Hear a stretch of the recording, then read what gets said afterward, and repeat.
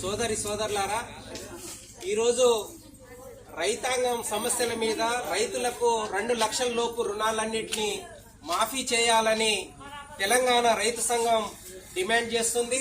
అందులో భాగంగా ఈరోజు రాష్ట్ర వ్యాప్తంగా అన్ని బ్యాంకు కార్యాలయాల ముందు నిరసనలు చేయాలని, అదే రకంగా మేనేజర్లకు వినతి పత్రాలు ఇవ్వాలని మేము ఈ ఆందోళన కార్యక్రమాన్ని చేస్తా ఉన్నాం.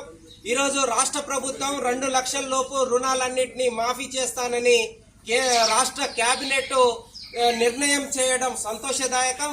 కానీ ఈరోజు రుణాలన్నింటినీ మాఫీ చేయాలని రాష్ట్ర ప్రభుత్వం నిర్ణయం చేస్తే బ్యాంకులలో బుక్ అడ్జస్ట్మెంట్ అనేది జరుగుతూ ఉంది. ఈరోజు రైతులకు కార్లున్నా, అదే రకంగా ఐటీ రిటర్న్స్ ఉన్నా, అదే రకంగా ఒకే కుటుంబంలో రేషన్ కార్డు ఉన్న వాళ్ళల్లో ఒకే కుటుంబంలో ఒకే వ్యక్తికి మాత్రమే రుణమాఫీ చేస్తామనే దాని గురించి నిబంధనలు పెడుతున్నట్లు ఈరోజు పేపర్లో వస్తా ఉన్నాయి. అందుకనే మేము రైతాంగం తరఫున అడిగేది ఏంటంటే, ఈ నిబంధనలు లేకుండా కుటుంబంలో ఎంతమంది రైతులున్నా కూడా రుణాలు తీసుకున్న రైతాంగం మొత్తానికి ఈ రుణాలన్నింటినీ మాఫీ చేయాలని మేము డిమాండ్ చేస్తా ఉన్నాం. అదే రకంగా ఈరోజు కొత్త రుణాలు అనేటివి ఇవ్వట్లే బ్యాంకులలో.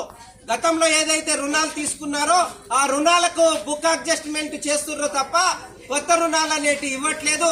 ఇప్పటికే జూన్ 1వ తారీఖు నుంచి రైతాంగం అంతా పంటలు వేస్తా ఉన్నారు. అందుకనే ఈరోజు ఎరువులు, పురుగు మందులు, అదే రకంగా కూలీలకు ఇవ్వాలన్నా ఈరోజు రైతాంగం దగ్గర డబ్బులు లేవు. గవర్నమెంట్ ఏమో రైతు భరోసా డబ్బులు కూడా ఇప్పటి వరకు రైతాంగానికి చెల్లించిన పరిస్థితి లేదు.